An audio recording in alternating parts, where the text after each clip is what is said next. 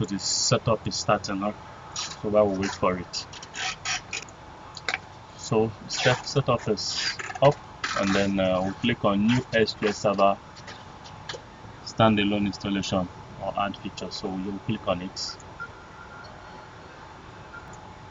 So you click on Accept License Terms and Conditions from Microsoft, and then click on Next.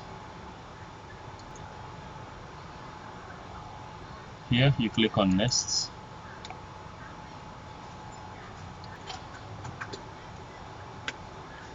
Here you click on Next. So here the name instance, we're using the default SQL Express instance, which is SQL Express. So we'll just click on Next. So here, to enable the SQL Server browser to work automatically after installation, we need to enable this to automatic. If not, the SQL installation will fail and then the services will not run completely. So this has to be enabled, remember, to automatic, and then you click Next. So in a multi-user environment where you need the other users to connect to SQL Server, for example, when you are setting up SQL Server on a local network and you need to set up other system looking up to your SQL database server for data. So what you need to do, you must set this place to mixed mode authentication. So this will enable your authentication. We will use the SA as username, and then the password defined here will be what you will use for your SQL Server authentication.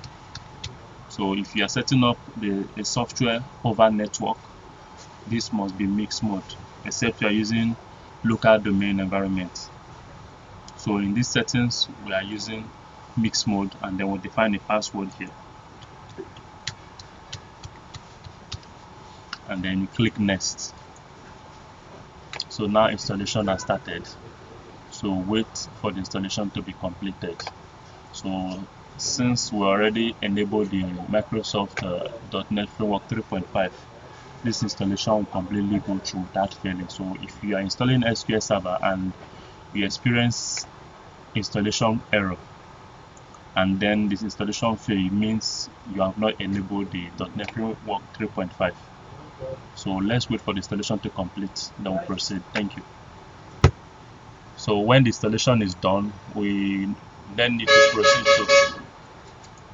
So when the installation is completed, we'll proceed to setting up the SQL services, enabling the IP and name instance, and then we enable the service on firewall, so that you don't need to turn off your Windows firewall to get the service available on your LAN.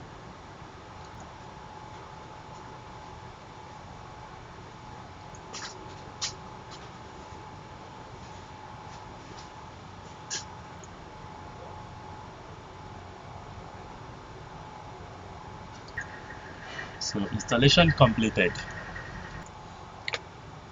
So now we close. Installation is done. We close this, and then we minimize this. So let's configure the SQL Server now. So yeah, let's go to SQL Server 2014. So this SQL Server 2014 configuration manager. You click yes, and then so this you go to SQL Server network configuration, protocol for SQL Server Espresso. So we enable name pipe and we enable TCP/IP. So both enable. So we'll come back to SQL Server service, restart.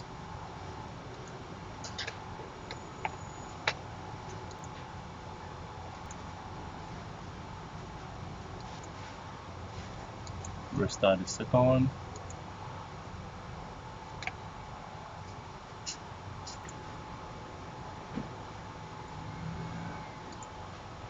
So now we are done with SQL Server installation.